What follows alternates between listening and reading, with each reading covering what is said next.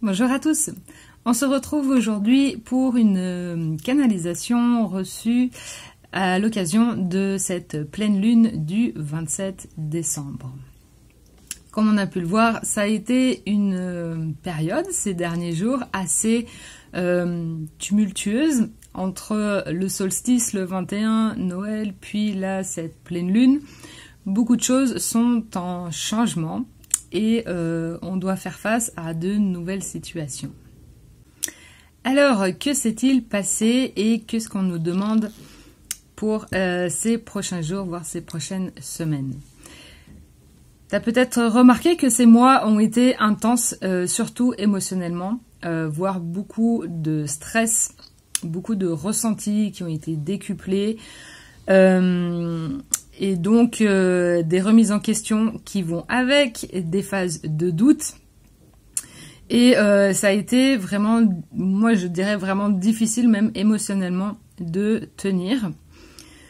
Sans non plus tout envoyer balader.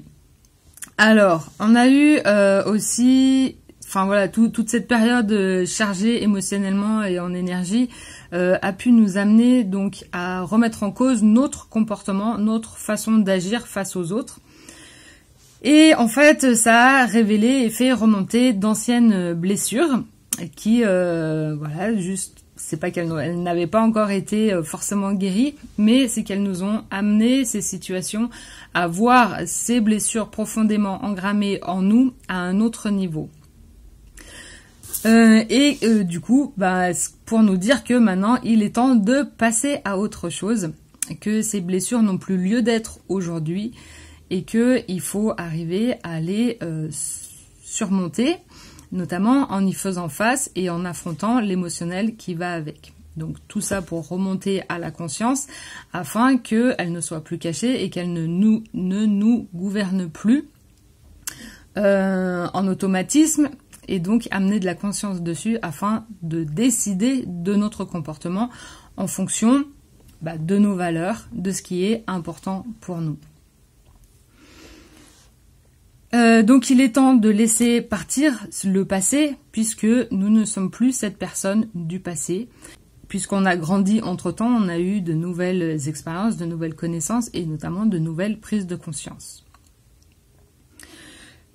Donc, avec ce nouvel état de conscience, avec ces valeurs, puisque du coup, on amène de la clarté aussi sur nos valeurs, ce qui est important pour nous, dans notre façon d'être et notre façon d'agir. Et ces vieilles blessures ne sont plus en résonance avec ceci.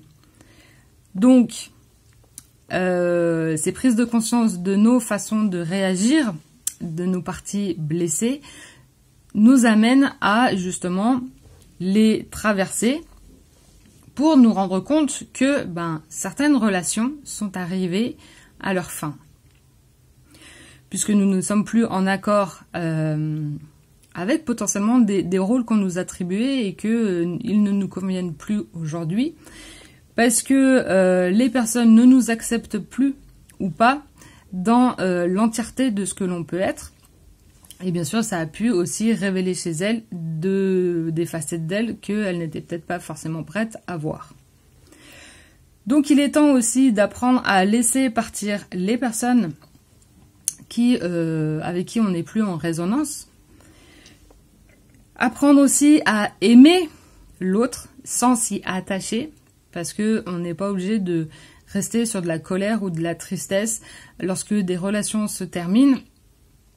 Voilà, on peut juste accueillir le fait est que une relation est arrivée à son terme sans pour autant que ça remette en question la totalité de notre existence.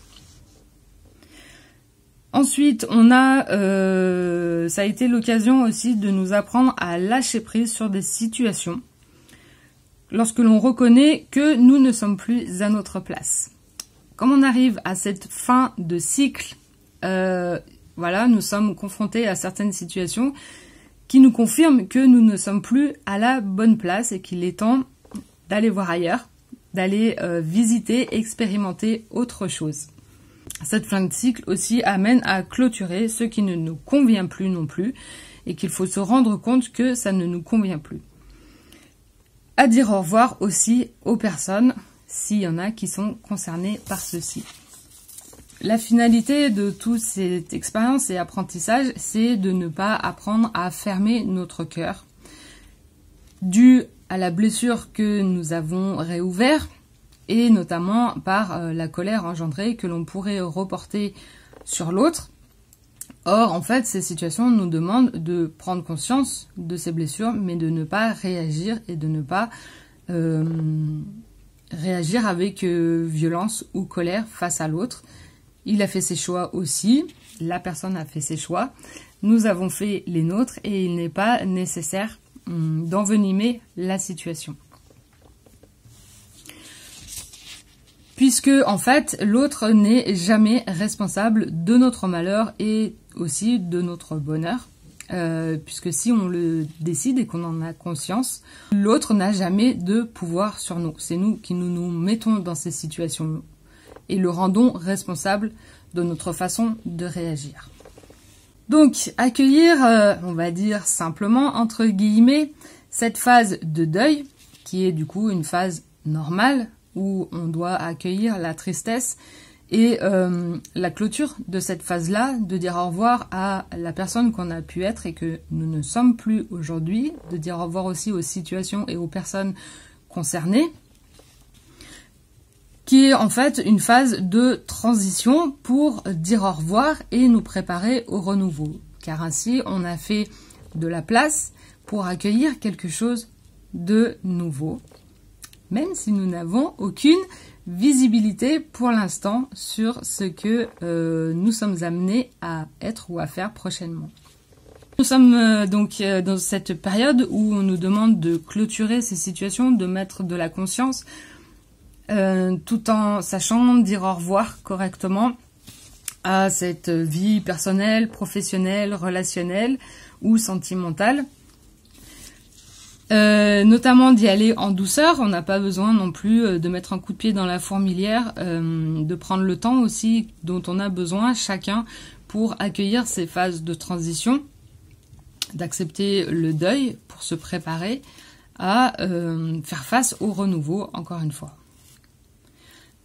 Puisque cette phase de renouveau va nous être montrée et guidée à travers le cœur. Donc c'est là aussi où toute la puissance du cœur nous demande encore de rester ouverte, de ne pas se fermer par peur de ne pas vouloir revivre de la souffrance ou de la peine causée dernièrement ou d'anciennes situations.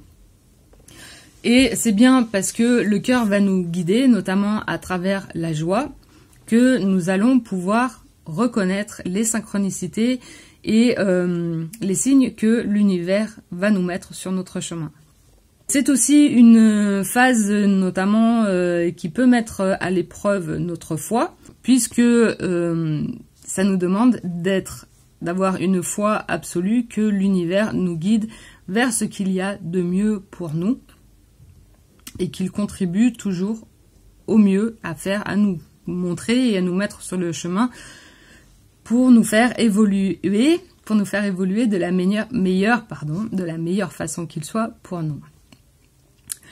Donc, je terminerai en disant qu'il faut rester attentif au ressenti de notre cœur, à son ouverture, à ses élans de joie et de gaieté, pour être attentive à ces signes et nous mettre sur ce chemin et voir où est-ce que la prochaine porte va s'ouvrir prochainement.